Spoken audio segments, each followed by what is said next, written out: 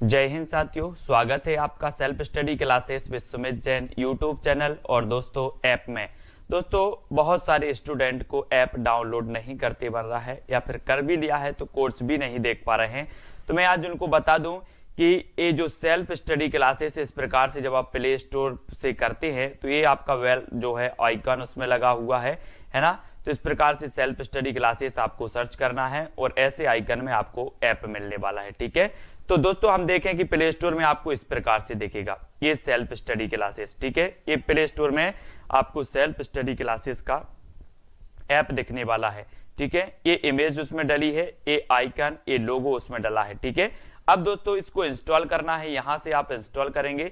ठीक है, अब इंस्टॉल करेंगे तो वहां पर आपको नंबर मांगेगा, जीमेल नंबर मांगेगा, तो आपको ओटीपी आएगा, तो आप रजिस्टर करके आगे बढ़ेंगे। ठीक, तो सभी लोग वीडियो को लाइक करते हैं और वीडियो को शेयर भी करना है। मोस्ट इंपॉर्टेंट प्रश्नों पर चर्चा करेंगे, बहुत ही बढ़िया ये प्रश्न होंगे। ठीक है, चलिए तो स्टार्ट करेंगे। आज हिंदी साहित्य में सभी लोगों को फटाफट उत्तर बताना है और जो भी साथी अभी तक चैनल को सब्सक्राइब नहीं कर पाए हैं वो सब्सक्राइब कर लें। ठीक है, और दोस्तों जो अपना यूट्यूब चैनल है इसको क्या मिल गया है, अब ज्वाइन बटन भी अपन को प्राप्त हो गया है। ठीक है, तो जो भी ज्वाइन करना चाहते हैं वो ज्वाइन कर सकते हैं, चैनल को सपोर्ट कर सकते हैं। ठीक है, हिंदी साहित्य यूट्यूब चैनल आपको सब्सक्राइब करके बेल आइकन को जरूर दबाना है। ठीक है, तो स्टार्ट करेंगे आज का ये वीडियो। आज का जो आपका पहला प्रश्न है दोस्तों कि भारतीय आर्य भाषाओं के विकास के कितने चरण हैं। चरण बताना है, कितने चरण हैं, 2 चरण हैं, 3 चरण हैं, 4 चरण हैं या फिर 5 चरण हैं, ये चरण आपको बताना है। तब आपका राइट आंसर क्या हो जाएगा, भारतीय आर्य भाषाओं के विकास के कितने चरण हैं। अगर आपसे बन रहा है तो उत्तर जरूर बताएं और उत्तर आपका होगा दोस्तों कितने चरण हैं। भारतीय आर्य भाषाओं के जो चरण हैं वो है 3 चरण। कितने हैं, 3, यानी कि आपका बिल्कुल सही आंसर हो जाएगा बी नंबर। बी नंबर जिन्होंने बताया उनका आंसर बिल्कुल सही है। अगला क्वेश्चन देख लो, किस विद्वान ने प्राकृत को मीठी तथा संस्कृत को कठोर कहा है। ये बहुत ही बढ़िया प्रश्न है, कई बार पूछा गया है। किस विद्वान ने प्राकृत को मीठी और संस्कृत को कठोर कहा है, जबकि है ना, तो ये जो संस्कृत को कठोर कहा है, ये संस्कृत को कठोर किसने कहा है, राजशेखर ने कहा है, भरत मुनि ने कहा है, वामन ने कहा है या फिर स्वयंभू ने कहा है। तो किसने कहा है,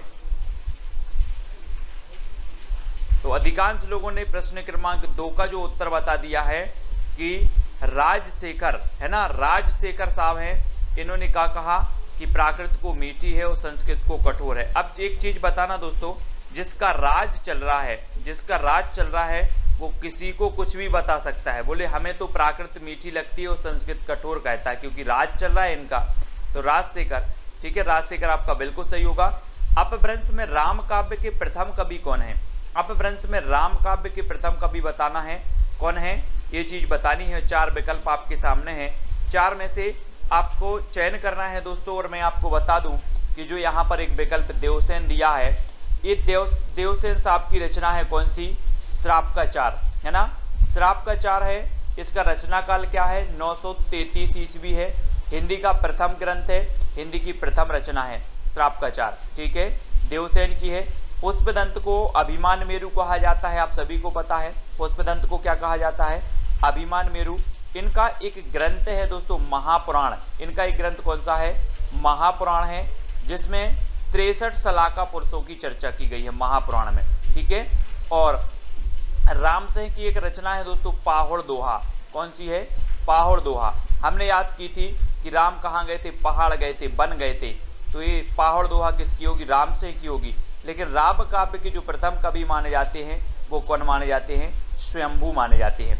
ठीक है, तो आपका उत्तर क्या हो जाएगा, विकल्प नंबर 1, है ना। और मैंने आपको कई बार बताया है कि जो स्वयंभू है दोस्तों, इन स्वयंभू को राम कुमार वर्मा ने हिंदी का प्रथम कवि माना है। ठीक है, ये चीज भी आपको पता होनी चाहिए, राम कुमार वर्मा ने। और राउलवेल इनकी रचना है, राउलवेल रचना है स्वयंभू की। राउलवेल तो रोड़ा कवि की, राउलवेल तो रोड़ा कवि की है। इनकी है कौन सी है, राम काव्य पर आधारित स्वयंभू की आपको बताना है। राहुल बेल तो रोड़ा कवि की है। स्वयंभू की राम काव्य पर आधारित जो रचना है वो आपको ही बताना है ना। मुझे क्या नहीं हो रहा है, याद नहीं आ रहा है वो। अगला बताना, हिंदी में हिंदी साहित्य का इतिहास सबसे पहले किसने लिखा? हिंदी में हिंदी साहित्य का इतिहास बताना है। जल्दी बताओ, हिंदी में हिंदी साहित्य। अब यहाँ पर कंफ्यूज नहीं होना, बहुत सारे लोग कंफ्यूज होकर गलत क्वेश्चन कर देते हैं। क्या करते हैं, हिंदी में हिंदी साहित्य आप बोल देते हो कि हिंदी साहित्य का सबसे पहले इतिहास किसने लिखा, तो आप लगा देते हो गारसादा तासी। लेकिन बात यहाँ पर होती है दोस्तों, हिंदी में हिंदी साहित्य का, हिंदी भाषा में हिंदी साहित्य का इतिहास सबसे पहले लिखा है शिवसेन सेंगर ने।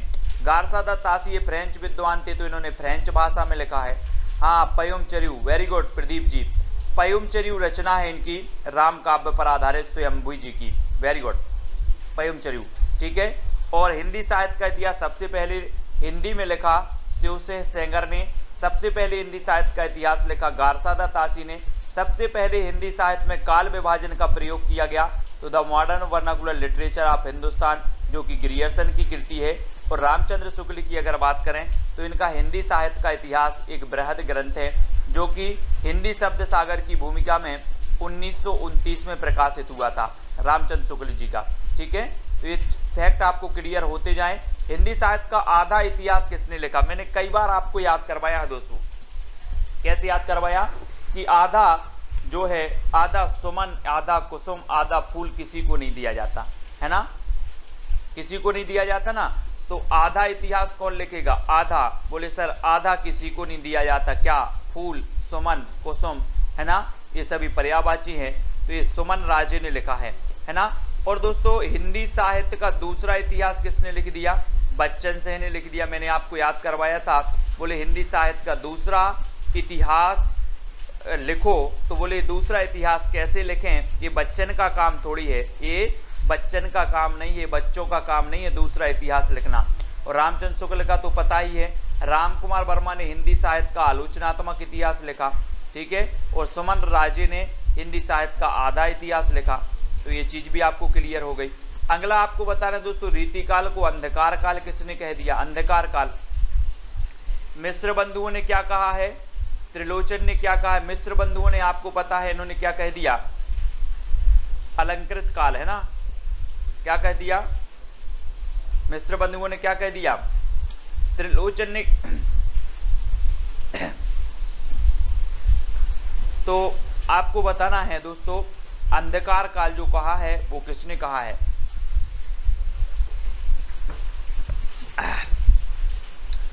और अंधकार काल कहा किसने? त्रिलोचन साहब ने। बी नंबर आपका बिल्कुल सही हो जाएगा, ये रीति काल को, ठीक है। हाँ, बी नंबर सही होगा। अगला बताओ, हिंदी साहित्य का संक्षिप्त इतिहास के लेखक कौन है? हिंदी साहित्य के संक्षिप्त इतिहास विश्वनाथ त्रिपाठी हैं या फिर रामचंद्र शुक्ल हैं, बच्चन से हैं या हजारी प्रसाद द्विवेदी हैं? कौन है? हाँ, मिश्र बंधुओं ने अलंकृत काल कहा है, वेरी गुड। और संक्षिप्त, आप लोग संक्षिप्त के चक्कर में पड़े रहते हो कि बोले सर हिंदी साहित्य संक्षिप्त में पढ़ा दो।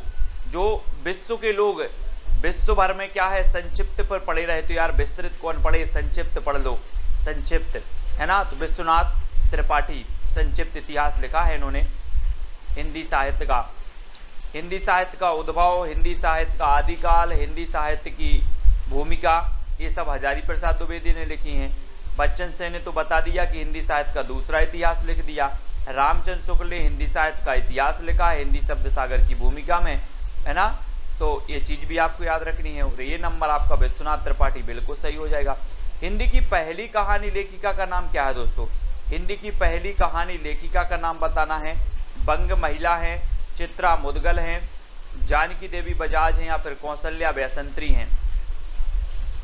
हमने एक रचना, एक आपकी आत्मकथा याद करवाई थी, दोहरा अभिशाप। दोहरा अभिशाप किसको मिला? कौशल्या को मिला दोहरा अभिशाप, कौशल्या बैसंत्री, है ना। और जानकी देवी बजाज ने क्या की? अपनी गाड़ी, अपनी जीवन यात्रा, है ना, मेरी जीवन यात्रा जो है बजाज गाड़ी से स्टार्ट की थी जानकी देवी बजाज ने। और पहली कहानी लेखिका मानी जाती है बंग महिला। बंग महिला यानी कि राजा बाला घोष, है ना, ए नंबर आपका बिल्कुल सही हो जाएगा। इनका उपनाम है बंग महिला, तो ए नंबर बिल्कुल सही है। अगला बताना है प्रेमचंद के किस उपन्यास का पात्र सूरदास है। प्रेमचंद का उस उपन्यास का पात्र बताना, ये क्वेश्चन पूछा भी गया है। प्रश्न क्रमांक 9 रंगभूमि का है, निर्मला का है, कर्मभूमि का है या फिर सेवा सदन का है। किसका पात्र है सूरदास। और सूरदास की जब भी बात आती है तो हम सूरदास जी के बारे में पढ़ते हैं दोस्तों कि सूरदास जी वात्सल्य के चतेरे कवि कहा जाते हैं। सूर सागर, सूर सारावली, सूर साहित्य लहरी, है ना, इनकी रचनाएं हैं। सूरदास सूरदास के गुरु का नाम था वल्लभाचार्य, और वल्लभाचार्य के शिष्यों में अष्टछाप में सबसे श्रेष्ठ माने जाते हैं तो सूरदास माने जाते हैं, है ना। और इनके जो सूरदास जी हैं वो रंगभूमि के पात्र हैं सूरदास जी, ठीक है। सूरदास हैं रंगभूमि उपन्यास के पात्र हैं। रंगभूमि, निर्मला, कर्मभूमि, सेवा सदन, है ना, ये सभी जो हैं वो किसके हैं दोस्तों, ये सभी प्रेमचंद जी के हैं। और एक उपन्यास आपको हमेशा याद रहता है कि अधूरा रह गया मंगलसूत्र, प्रेमचंद जी का मंगलसूत्र अधूरा रह गया, ठीक है। बहुत सारे लोगों के रह जाते हैं दोस्तों मंगलसूत्र अधूरे, जो प्रेम करते हैं, है ना। ऐसे ही प्रेमचंद जी का भी मंगलसूत्र अधूरा रह गया।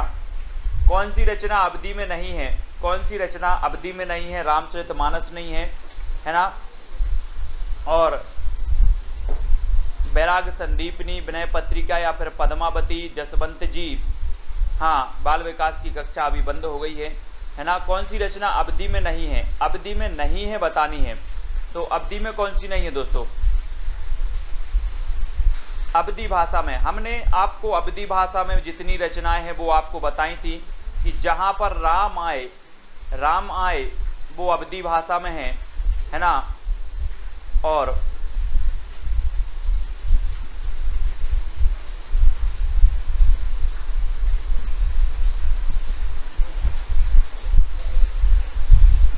तो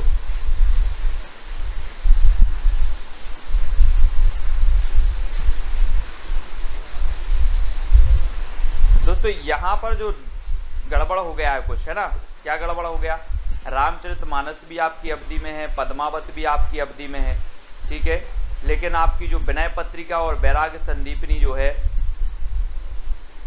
ना, ये जो सी नंबर है और जो बी नंबर है ये तो ब्रज भाषा में है ना। तो विनय पत्रिका यहाँ पर हालांकि उत्तर दिया है सी नंबर विनय पत्रिका, ठीक है। तो विनय पत्रिका ब्रज में है, विनय, है ना, मंगल और राम आए। तो बैराग संदीपनी भी आपकी ब्रज भाषा में है ना, ब्रज में है। तो बी और सी ये दोनों ही आपके सही होंगे। ये अवधि में नहीं है, पद्मावत अवधि में है, रामचरितमानस भी अवधि में है, ठीक है। अगला बताना है आपको सिद्धों ने किस भाषा शैली में रचनाएं की हैं। सिद्धों में संधा या फिर संध्या, संध या फिर, हाँ हमारे पीछे क्वेश्चन दिखाई नहीं देते, संध्या। तो बताना है किस भाषा शैली में रचनाएं लिखी हैं सिद्धों ने।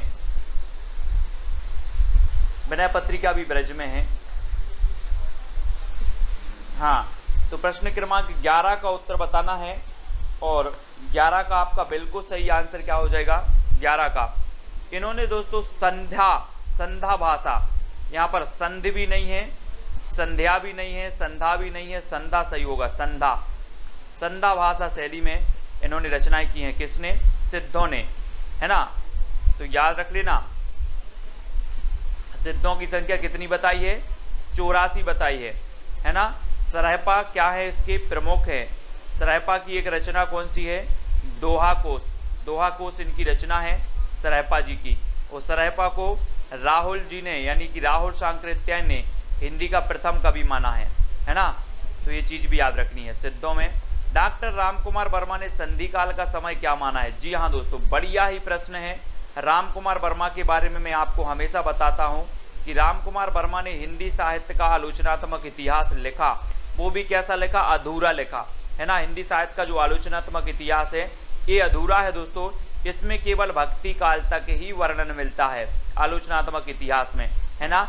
लेकिन जो राम कुमार वर्मा हैं इन्होंने संधि काल का जो समय माना वो क्या मान लिया, संधि काल का। प्रश्न क्रमांक 12 का आंसर बताना है दोस्तों, और आपका बिल्कुल सही आंसर होगा 750 से 1000 का जो काल है इन्होंने संधि काल माना, और संधि काल के बाद इन्होंने चारण काल माना, चारण है ना, चारण काल। तो आपको याद रख लेना है, हिंदी साहित्य के आदि काल को चारण काल किसने कहा है, ऐसा क्वेश्चन आता है तो चारण काल अपने ग्रियर्सन साहब ने भी कहा है और इन्हीं राम कुमार वर्मा जी ने भी कहा है।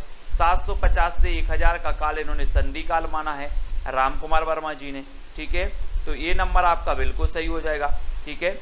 अगला क्वेश्चन देख लो, हिंदी साहित्य के प्रारंभिक काल को जय काल किसने कहा, जय है ना, जय काल बताना है किसने कहा, रमाशंकर शुक्ल रसाल ने, महावीर प्रसाद द्विवेदी ने, मोहन अवस्थी ने या ग्रियर्सन ने।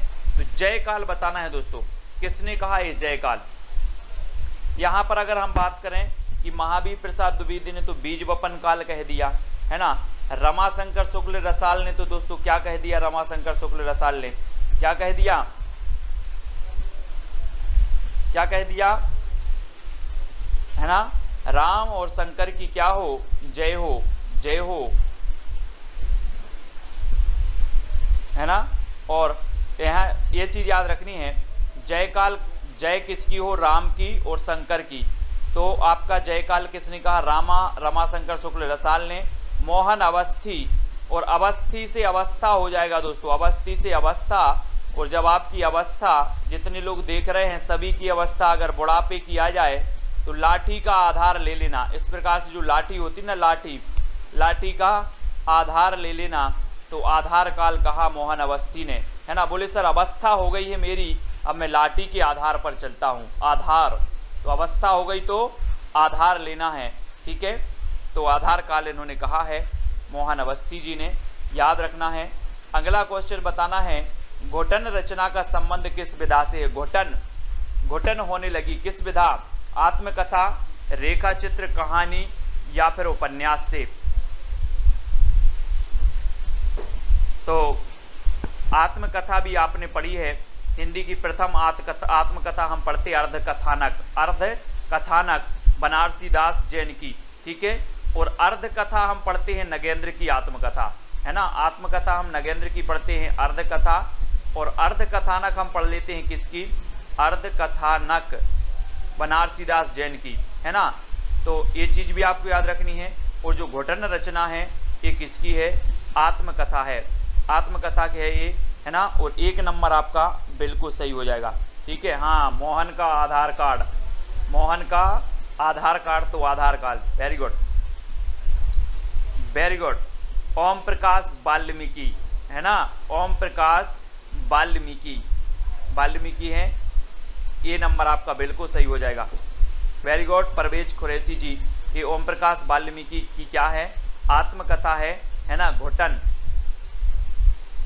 अगला देखो, गर्दिश के दिन, बहुत ही कई बार मैंने आपको बताया है कि ये गर्दिश के दिन ये आत्मकथा है, किसकी है, कितने पाकिस्तान, आपको पता है कितने पाकिस्तान एक रचना लिखी है, किसने लिखी है, किसने लिखी, कितने पाकिस्तान, कितने पाकिस्तान, मैंने आपको याद करवाया था। बोले सर पाकिस्तान कितने हैं,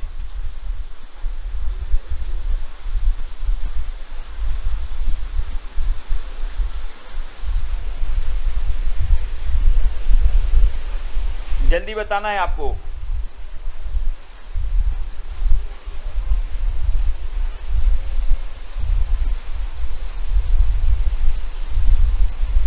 गर्दिश के दिन आत्मकथा बताना है।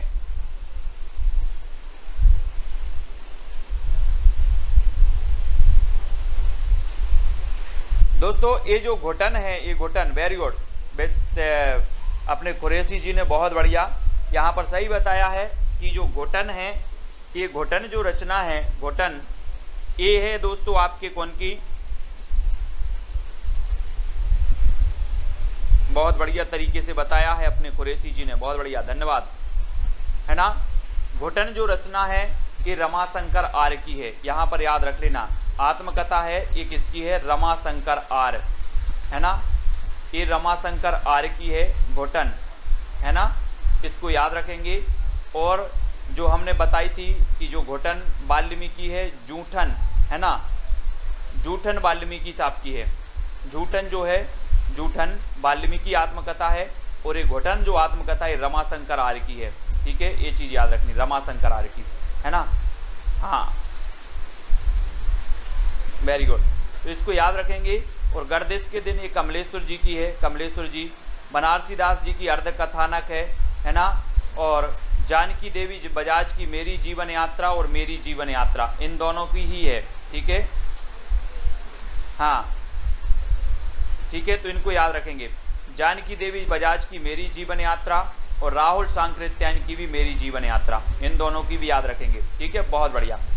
अगला देखो, पुष्टि मार्ग के प्रवर्तक माने जाते हैं तो कौन माने जाते हैं? वल्लभाचार्य, रामानंद, विट्ठलनाथ और रामानुज। ये जल्दी से बताना है दोस्तों। पुष्टि मार्ग के प्रवर्तक माने जाते हैं तो कौन माने जाते हैं?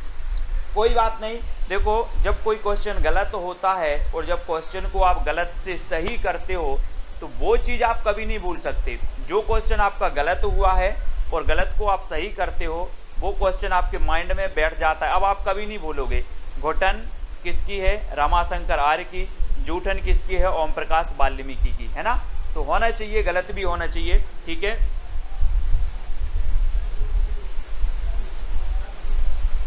ठीक है, तो ये चीज भी आपको याद रखनी है।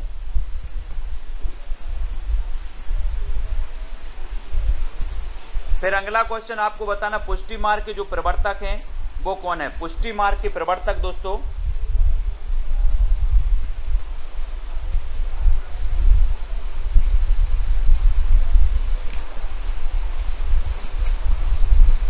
पुष्टि मार्ग के सभी लोग प्रवर्तक बताएंगे, सभी लोगों को पता है।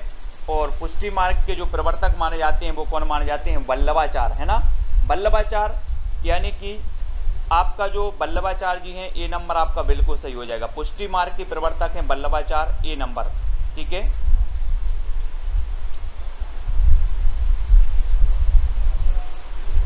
ना। अष्टछाप की स्थापना की थी 1565 में। नेक्स्ट बताना, हिंदी के किस साहित्यकार को सर्वप्रथम ज्ञानपीठ पुरस्कार मिला है? मैंने ज्ञानपीठ पुरस्कार से संबंधित जो रचनाएं हैं वो सारी करवाई हैं, ज्ञानपीठ पुरस्कार से संबंधित, है ना।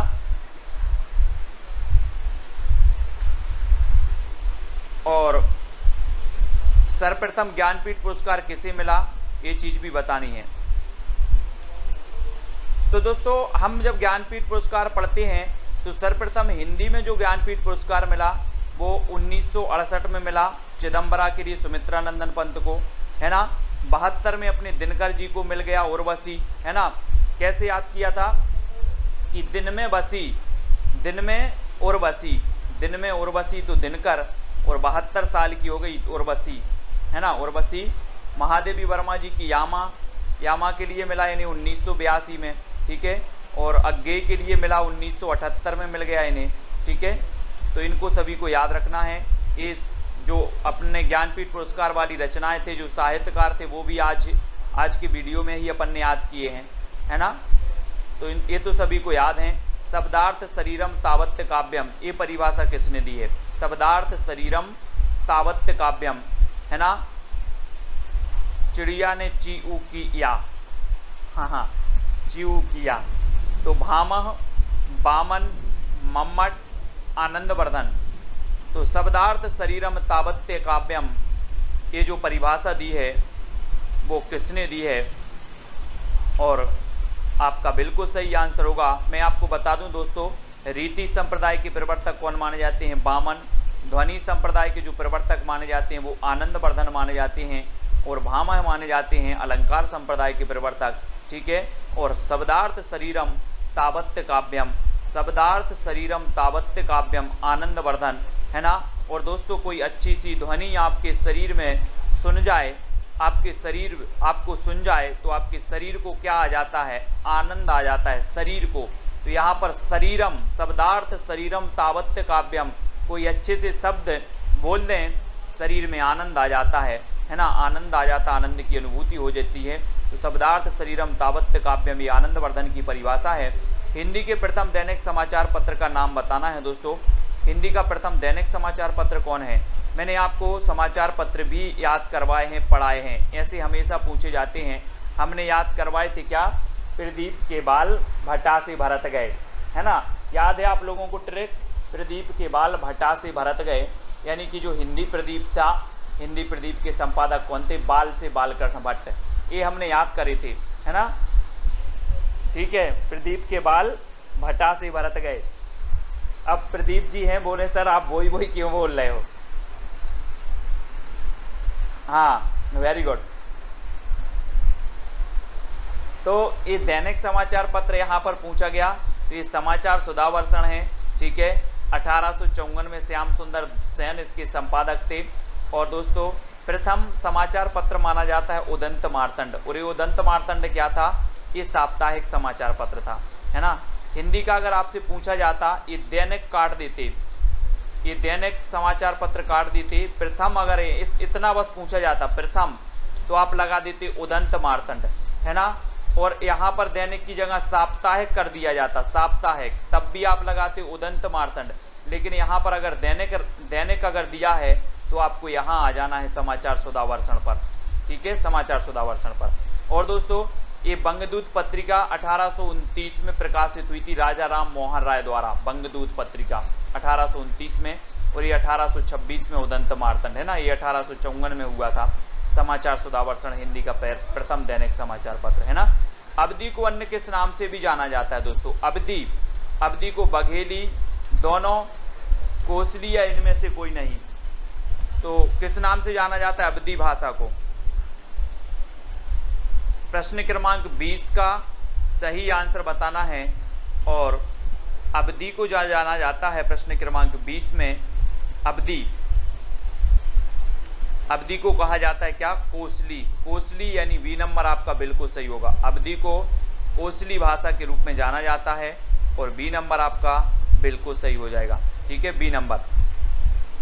अगला क्वेश्चन है दोस्तों, स्नेह लीला की रचनाकार कौन है, स्नेह लीला, है ना, स्नेह है हमें, है ना, किससे स्नेह है, विष्णु जी से, किससे स्नेह है, विष्णु जी से स्नेह है, तो स्नेह लीला के रचनाकार कौन होंगे, विष्णुदास होंगे, है ना, विष्णुदास,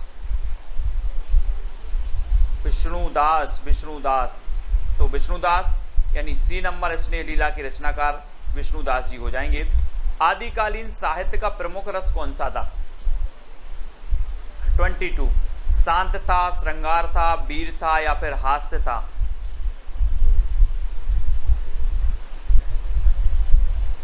आदिकालीन साहित्य का प्रमुख रस कौन सा था दोस्तों, आपने पता है कि रामचंद्र शुक्ल ने 12 रचनाओं के आधार पर इस आदिकाल का नाम रख दिया वीर गाथा काल, है ना, वीर गाथा काल रख दिया, 12 रचनाओं को प्रामाणिकता का आधार माना, और वीर रस का जो इसमें प्रधान था, और आश्रय कवि हुआ करते थे, मतलब जो है विभिन्न प्रकार के जो आश्रित राजाओं के आश्रित थे उनकी यशोगान का वर्णन करते थे। तो पूर्ण रूप से इन ग्रंथों को प्रामाणिक नहीं माना गया, ठीक है। अगला आपको बताना है निम्न में से कौन सा मनोविश्लेषणवादी कवि माना जाता है, मनोविश्लेषणवादी, ये क्वेश्चन कई बार पूछा गया है दोस्तों, मनोविश्लेषणवादी, यहाँ आप लोग कंफ्यूज होते हो। देखो मनोविश्लेषणवादी कवि माने जाते हैं कौन कौन, जैनेन्द्र कुमार माने जाते हैं, ईलाचंद्र जोशी माने जाते हैं, अज्ञेय माने जाते हैं, ये तीनों ही माने जाते हैं दोस्तों। और एक और माने जाते हैं, अगर किसी को पता हो तो बता देना, कमेंट में बता देना, है ना। एक और माने जाते हैं, कौन माने जाते हैं, मनोविश्लेषणवादी। ये क्वेश्चन कई बार पूछे गए, अज्ञेय, जैनेन्द्र और ईलाचंद्र जोशी, ये मनोविश्लेषणवादी कवि हैं, यानी आपका उत्तर क्या हो जाएगा, डी नंबर हो जाएगा। ये क्वेश्चन बनता ही है, ठीक है।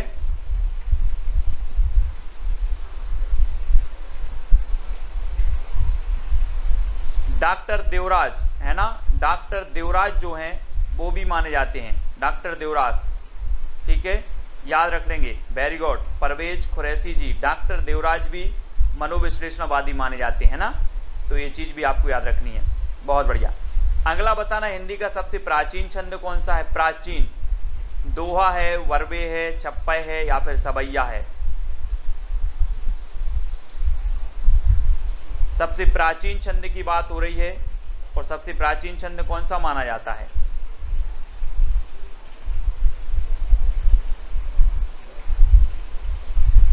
तब आपका बिल्कुल सही आंसर होगा दोस्तों कि छंद माना जाता है प्राचीन दोहा, दोहा माना जाता है, यानी कि ए नंबर आपका दोहा बिल्कुल सही हो जाएगा। ठीक है, दोहा प्राचीन छंद है और दोहा में आप पढ़ते हैं ना 13-11।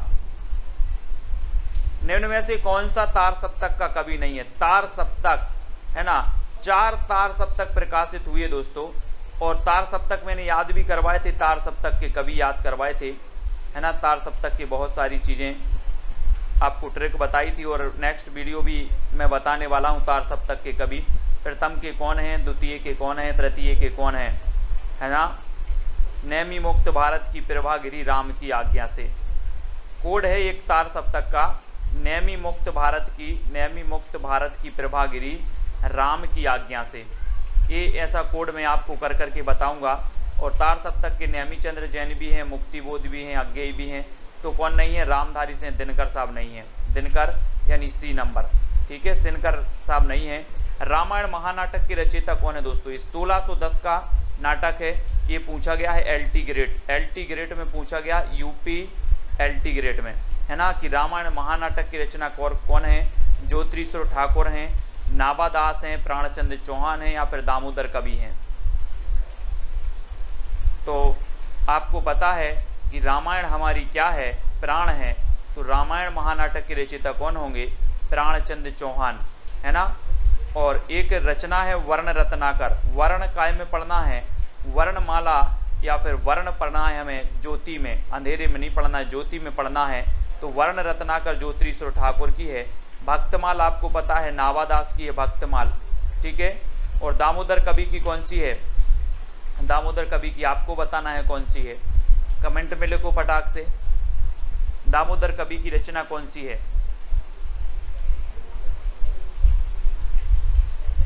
जो प्रसिद्ध है, पूछी जाती है।